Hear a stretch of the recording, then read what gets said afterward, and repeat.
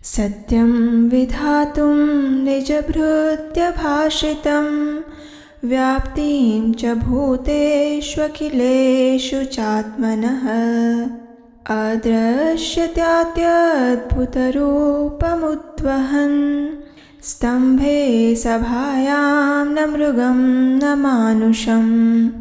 अपने भक्त प्रहलाद महाराज के वचनों को पूरा करने के लिए, अर्थात यह सिद्ध करने के लिए कि परम भगवान सर्वत्र उपस्थित है और यहाँ तक कि सभा भवन के खंभे के अंदर भी है, इस बात की पुष्टि करने के लिए भगवान श्री हरि ने अपना अभूतपूर्व रूप प्रकट किया, जो कि ना तो मनुष्य का था और ना ही सिंह का। इस प्रकार भगवान उस सभा कक्ष में अपने अद्भुत रूप में प्रकट हुए।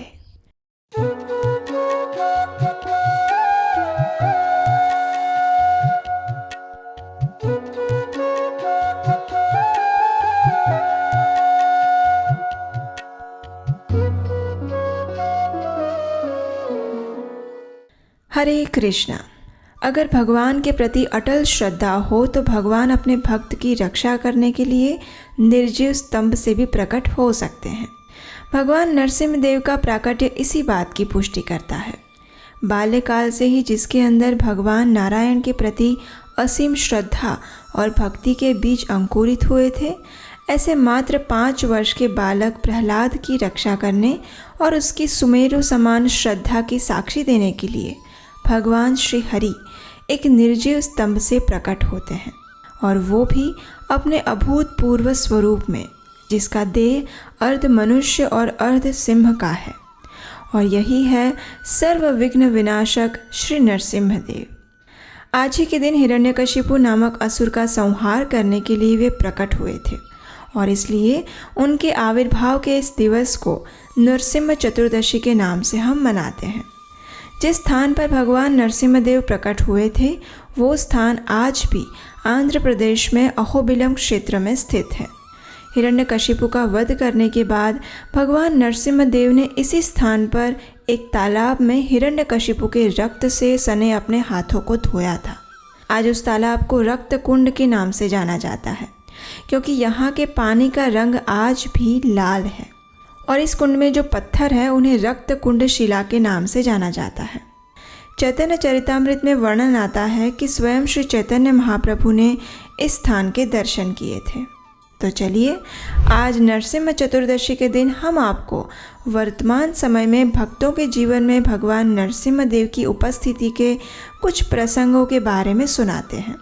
आज भी ऐसे अनेक भक्त हैं जिन्होंने व्यक्तिगत रूप से ये अनुभव किया है कि जब भी भगवान नरसिंहदेव की सच्चे मन से प्रार्थना की जाए या उन्हें याद किया जाए तो वे अवश्य ही अपने भक्त की रक्षा करते हैं, फिर चाहे वो कितना ही बड़ा भय क्यों ना हो।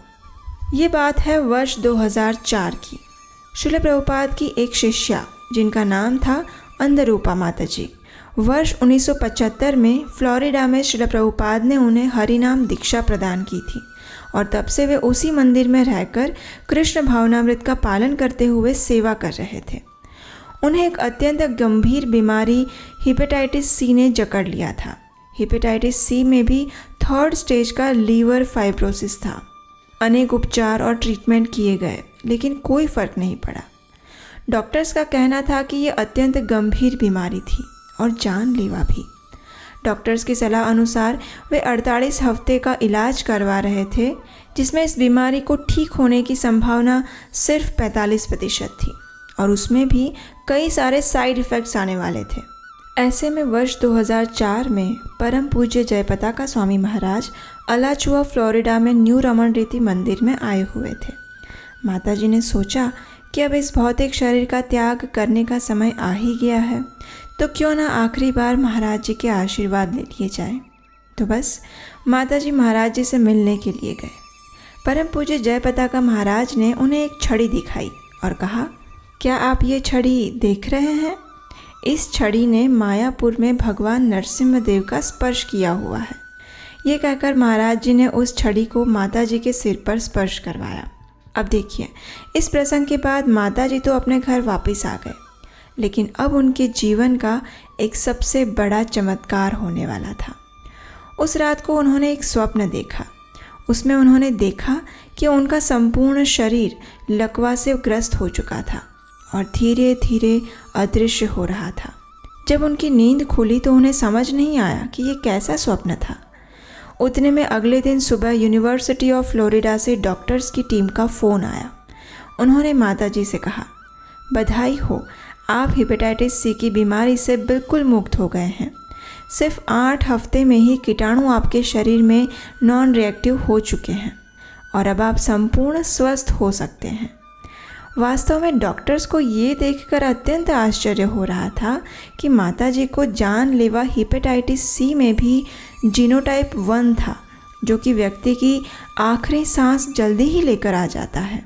लेकिन उसके विपरीत ये माताजी संपूर्ण रूप से स्वस्थ हो रहे थे। और इस प्रकार अंधरूपा माताजी स्वयं अपने शब्दों में बताते हुए कहते हैं कि जब मैंने इस बीमारी का इलाज शुरू करवाया था तो मैंने भगवान नरसिम्हा देव से प्रार्थना की थी कि आपको मेरे लिए जो योग्य लगे वही आप करिएगा। यदि आपकी इच्छा है तो आप मुझे इस संसार से मुक्त कर दीजिए, और यदि आपकी इच्छा है तो आप मुझे स्वस्थ कर दीजिए। और अंत में उन्होंने मुझे स्वस्थ कर दिया और उनकी सेवा करने का एक और अवसर प्रदान किया। भगवान नरसिम्हा देव के ऐसे अनेक चमत्कार आज भी भक्तों के साथ हो रहे हैं। यदि कोई बीमार है या किसी व्यक्ति को किसी भी प्रकार का भय या दुख है तो उन्हें भगवान नरसिम्हा देव की शरण में जाना चाहिए। भगवान नरसिम्हा देव अपने भक्त को हर प्रकार के भय, बीमारी, काला जादू, शारीरिक और मानसिक पीड़ा इत्यादि से मुक्त करते हैं। वे सिर्फ हमारे भौतिक जीवन की ही नहीं अपितु हमारे आध्यात्मिक जीवन की भी रक्षा करते हैं। इसलिए प्रत्येक भक्त को भगवान नरसिम्हा देव से प्रार्थना करनी चाहिए कि इस माया रूपी संसार सागर में वे हमारी कृष्ण भक्ति तथा आध्यात्मिक जीवन की रक्षा करें। प्रतिदिन घर में नरसिम्हा आरती करने से घर में हर प्रकार की नकारात्मक ऊर्जा का नाश होता है। भगवान नरसिम्हा देव की प्रार्थना करने के लिए आप आज के दिन इस श्लोक का उच्चारण कर सकते हैं। उग्रं वीरं महाविष्णुं ज्वलन्तं सर्वतोमुखमा नृसिंहं भीषणं भद्रं मृत्युर्मृत्युं नमाम्यहम्। इस मंत्र का अधिक से अधिक जाप कर सकते हैं। इसका अर्थ होता है कि हे क्रुद्ध और महावीर महाविष्णु, आपकी ज्वाला और ताप चारों दिशाओं में फैला हुआ है। आप अत्यंत मंगलमय, भयावह और मृत्यु के भी मृत्यु समान हैं। आज के दिन आप नरसिम्हा कवच स्तोत्र का भी पाठ कर सकते हैं। इसके लिरिक्स नीचे डिस्क्रिप्शन बॉक्स में दिए गए हैं। आज के दिन इस्कॉन के कई मंदिरों में और अन्य स्थानों पर नरसिम्हा यज्ञ भी किया जाता है। इस्कॉन मायापुर मंदिर में भी उग्र नरसिम्हा देव के विग्रह विराजमान है। आज के दिन संध्या के समय उनका महाअभिषेक किया जाता है और एक बड़े महोत्सव का आयोजन होता है। अगर आज आपको नरसिम्हा देव की ये लीला सुनकर आनंद आया है तो नीचे कमेंट बॉक्स में एक बार हरि बोल ज़रूर लिखिएगा।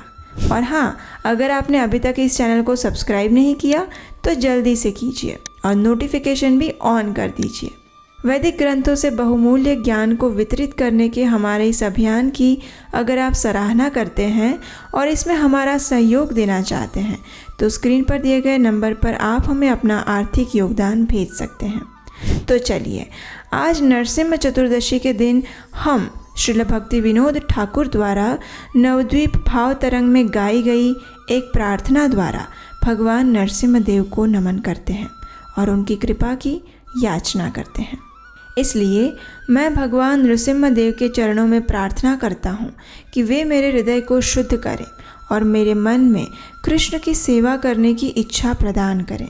रोते हुए मैं नरसिम्हा के चरण कमलों में याचना करता हूँ कि मैं नवद्वीप धाम में हर प्रकार के अवरोधों से मुक्त होकर श्री श्री राधा और कृष्ण की पूजा कर सकूं। हरे कृष्णा।